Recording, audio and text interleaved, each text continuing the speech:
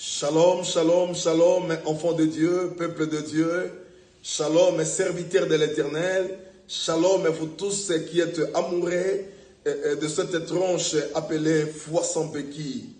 Une tranche de prière, une tranche d'exhortation, une tranche de motivation, une tranche qui nous aide à bien marcher par la foi.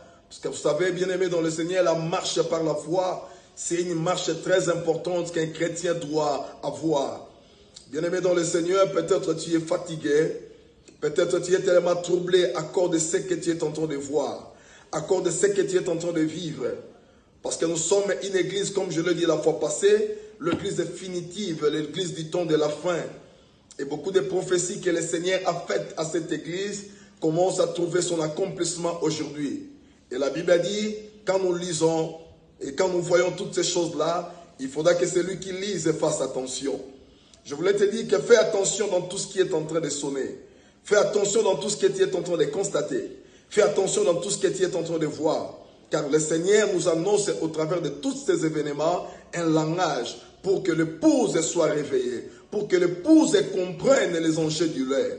Oh bien-aimé dans le Seigneur, malgré tout ce qui est en train de t'arriver, je voulais te conseiller, te motiver aujourd'hui à avoir une foi debout, une foi costaud, parce que le Seigneur, il est le maître des temps, il est le maître des circonstances. Il a tout prédit, il a tout parlé dans sa parole.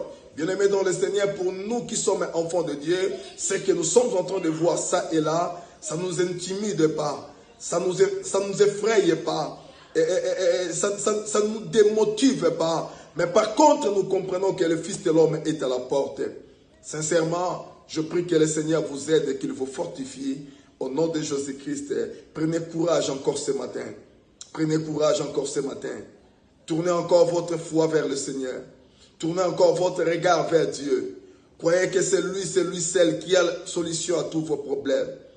Vous savez, je voulais partager ce matin un message avec vous. Je connais les projets que je formais sur vous. Le Seigneur dit, moi le Seigneur, moi votre Créateur, moi votre Père, je connais les projets que je forme sur vous. Toi qui me suis écouté, je ne sais pas ce que tu es en train de vivre, mais je sais une chose est vraie. Peut-être tout autour de toi, il y a des événements catastrophiques. Il y a des histoires qui ne te plaisent pas. Il y a un malheur qui t'a atteint.